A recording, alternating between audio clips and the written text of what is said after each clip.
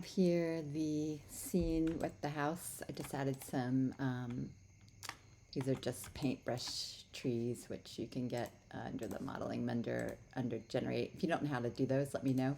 Just know that they won't render in Arnold unless you modify them and convert them from Paint Effects to polygons. But anyways, I can show you that in a different one.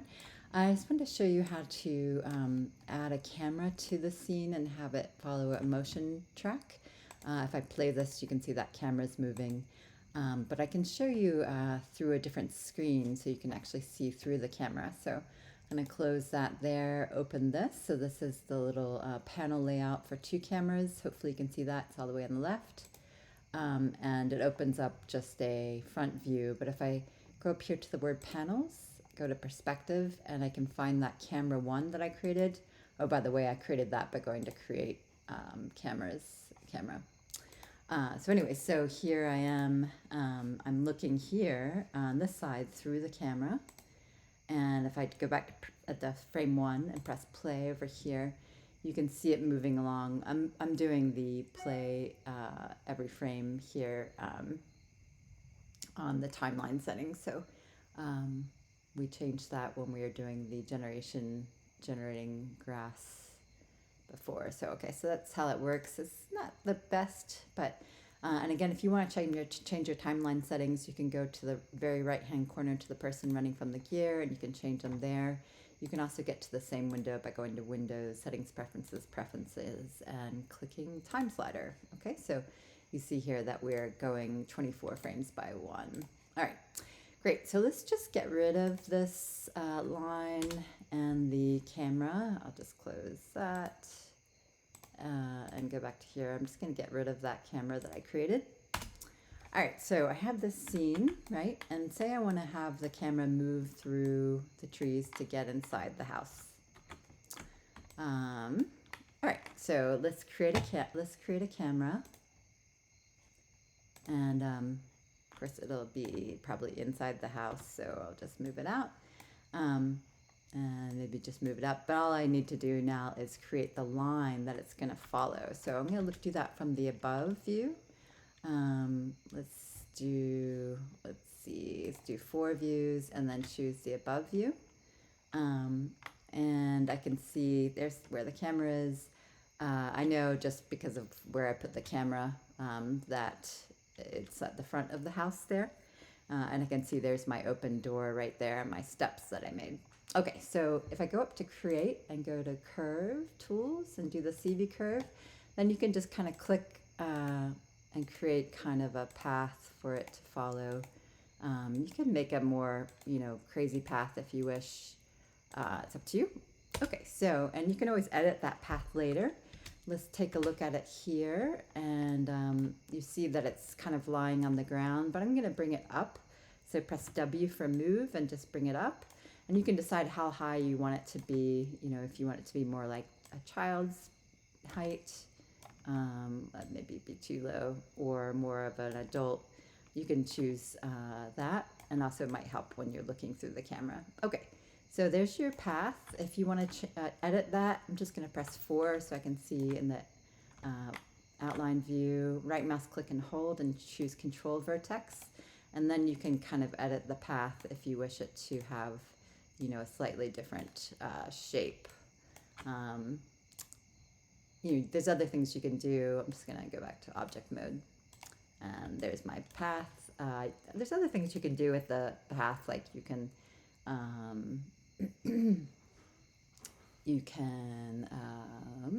curves. You can go to curves. You can rebuild it, smooth it, that kind of thing. But let's just leave it as it is. Let's grab our camera. So there's our camera. I can also see that in the outline. I'm going to press 5 to see shaded view. I'm going to shift click the outline. So by chance they're right next to each other here in the outliner. Okay, so that's great. So you just want them both to be selected, but select the camera first and then select the curve. And then let's change into the modeling menu because we're going to use a modeling constraint. If you go up to constrain, motion path, and then let's just look at the settings for the attached to motion path. And let's just reset them just to see what the default is. I'm going to do a start to end, like tell it exactly where I want it to start and end. So maybe I want it to start at 1 and end at 350 frames, just to see how that goes. I'll have it follow. Let's see what that looks like. I'm just say attach. And if I look, okay, it's already inside the building, and that's because I'm at frame 452. So I go back to the beginning of my timeline. I see that it's following, the timeline like that. That may be okay. We can take a look at that. I'm just going to open up the attribute editor, and you can look at the motion path here. So there's the camera shape. There's the motion path. You can also inverse. You could change the direction if you want. So inverse front, but I don't want to do that. So let's take a look at it. So I'm just going to close this outliner, open the 2 view, and click here and go to my perspective and choose camera. And if I go back to frame 1, I can press play and just see what it's doing. Okay, it needs to be edited, but one thing I'm noticing is that there's a ease in and ease out.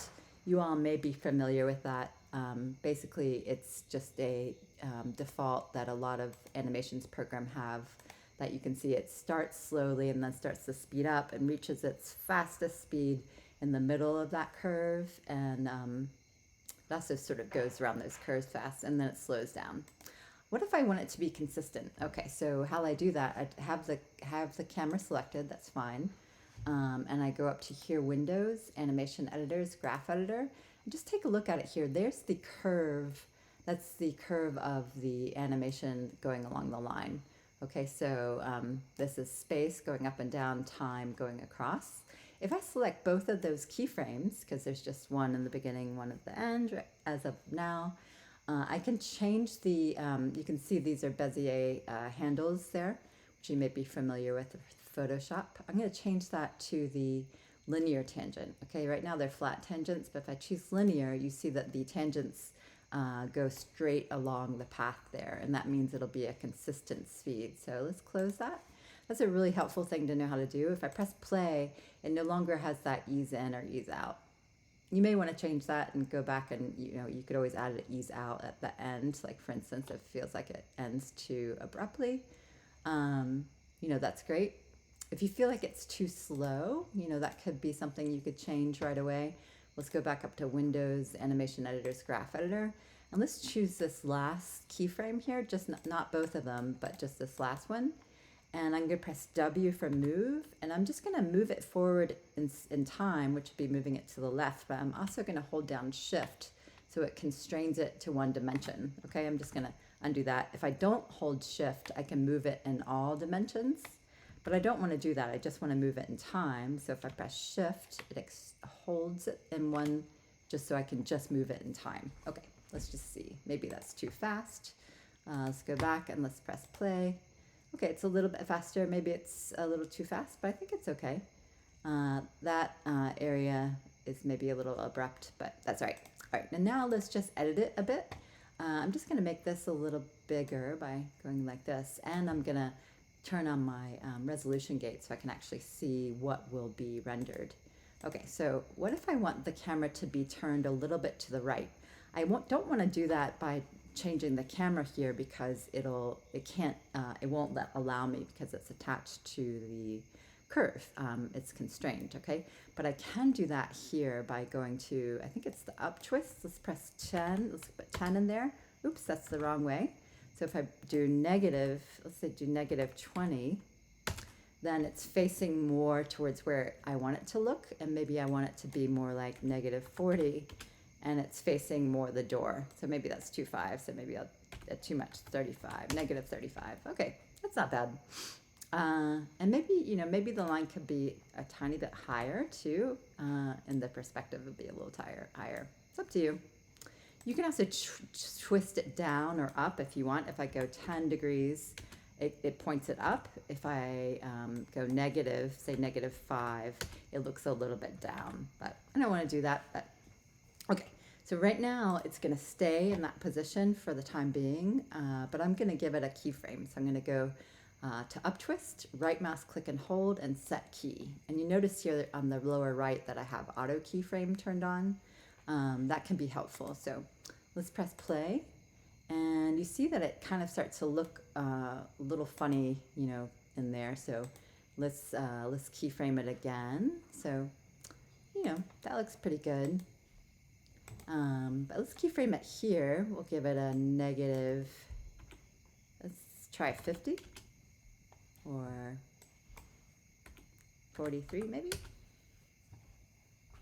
Yeah. Okay, so now it goes from there to there, and let's see. Forgot to look at what keyframe position I was in time. Oh, there it is. Okay, so that was at frame 36. You can always try to find that there, and you could say something like negative 45. Maybe it wants to do a little bit more. And then let's go forward in time, and then let's do even some more. We can try negative 70. Ooh, yeah, I keep on going too far. Negative 60. That looks all right. So we may end up with too many keyframes in here. It's something to watch. So let's do negative 80 maybe. Oh, for the first time I didn't go too far. Negative 85. All right, so we're still kind of looking towards the door. You could change the shape of the curve too, so that's one thing we have to deal with here. So, whoops. So let me just play that again. I'm just going to take a look here at looking down at the curve. So let's see. All right, so you see there we have that curve, and then that becomes a little bit of a problem there. So let's take that down to negative 70, negative 75. You could fiddle with this all day if you want, but again, that becomes a problem. Negative 50, and let's see what that looks like. And all right, so negative 60, negative 70. Again, these are just kind of, you know, rough things. Okay, so it stops there. Let's go back. I think it stops at, actually, it looks like it stops at 301. We can kind of see it there, the number there. So let's go back to 301, and let's see what happens when what happens if we zero that out? What does it look like? Oh, that's kind of nice, but what if we did like 5 degrees to the right? 10? Yeah, let's see what that looks like. So let's go back to the beginning. I think I'm gonna have to adjust it some more. But, okay, we're keeping our eye on the door, more or less. You could play with that some more. And it's curving around. Not bad. Okay, so save. Let's take a look at that in the animation editor, graph editor. And you may have to select the camera itself. So let's go hit here, and I'm gonna press 4 so I can see it. Where is that camera? Oh, where are you, pesky camera? You know what I'll do? I'll just open up the outliner and just choose the camera. Okay, and then you can kind of see the curve here and its points. And just remember, this is not the same thing as the curve here on the ground, okay? This is different from the curve that we created, okay? So, you know, just be aware of that. Like, I wonder if, let's see what's going on with this. Maybe I'll make this a little smaller. Let's see if I can see what's happening with these. So go back to frame 1, see, you know, if you can take out keyframes, you know, if they aren't helpful, it can smooth the movements. So let's see if we really needed that one. I don't think we did. And I'm wondering if we need this one. Again, to smooth things out, because too many keyframes can kind of create a sort of jerky feeling. Yeah, not bad, not bad, not bad. Okay, so that looks pretty good. Now, let's just take a look at one other thing that I wanted to show you. Okay, so the house, I'm going to click on the house. The house has a material added to it, and it also has, I'm just going to render from this view really quickly. All right, so the house has a material added to it that has a noise attached to it. And I'll just show you how I did that. So you can't really see it here. Maybe if you press 6, you might be able to. Yeah, if you press 6, you can. So just remember 4 is wireframe, 5 is material, 6 is textures, 7 is light. I can't really see the light right now. Oops, it's gonna give me some trouble. Okay, I'm not gonna try to see the light. Okay, so right now it has a walls textures and a glass texture. The glass texture is on the windows. The walls has this noise added to it. So, all right. I also did a projection mapping of this. I did an automatic projection. So if I go back to modeling, we'll do some more texturing later. But if I go to UVs, go to UV editor, I can see that it's got a pretty even texture all around, which is nice. And you can kind of see how it sort of did its layout here. If you can always turn off both of those things, so that shows you. It's helpful sometimes to use the checkerboard so you can see how where things are distorted. They are distorted there, and you could fiddle around with that if you wish. Like you could say, what is going on there, and you could kind of go to UV, and you could say, what's this UV here? Or if I go to UV shell, like, what is this shell right there? Or what is that shell? Yeah, you could kind of fiddle around with it. Let's see, is there a shell here? Like you could mess around. I don't know what's causing that, but anyways, for now, let's just leave that alone. But I wanted to show you something about the noise materials, because it's sometimes nice to just have, like if we render again, it's a little different than having just a flat color. So I'll stop that from here, and I'll just apply a new one. So assign new material, I'm going to use an Arnold shader, AI standard. I'm going to just immediately turn down the specularity because I don't want it to be shiny. And here I'm going to attach a texture. So attach texture here and look for noise. So noise generators are really interesting. This one's a billow. You could try Perlin noise if you're interested. There's different ones. Anyway, maybe we'll just use that one for now. Okay, so you can kind of see that troubled spot there. Let's see how it looks with different ones. Maybe I like it best with the billowy for now. Okay, so let's just do that. You can also increase, you can do some different things here. So if I just render here, that you see it's got some pretty big textures, and you can really see some of the distortion there. So you probably want to clean that up, but you can kind of fake it here. So if I look here and I look at the way the texture is applied, you have to look at this node here. And if I increase the repetition here to maybe 100 times 100, you see it gets more complex. And also, here, I'll just render that. You can see it's more complex. And it's maybe just like kind of deflects the light in a new way. You can also stagger it. Sometimes that helps so you don't see too much of the same pattern. You can also play around here with the color balance. Like if you wanted, right now this is just, purely black and white. There's red reflected from the floor.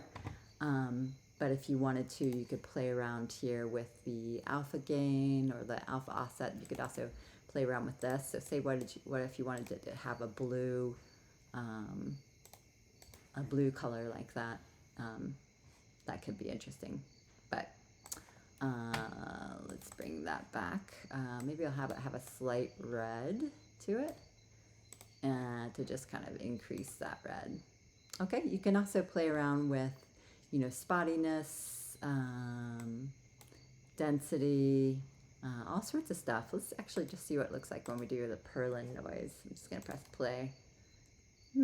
Can't really tell much of a difference at this point, but yeah, there you go. So that's how you do that. And next I'll show you how to render things out. Okay, thanks everyone.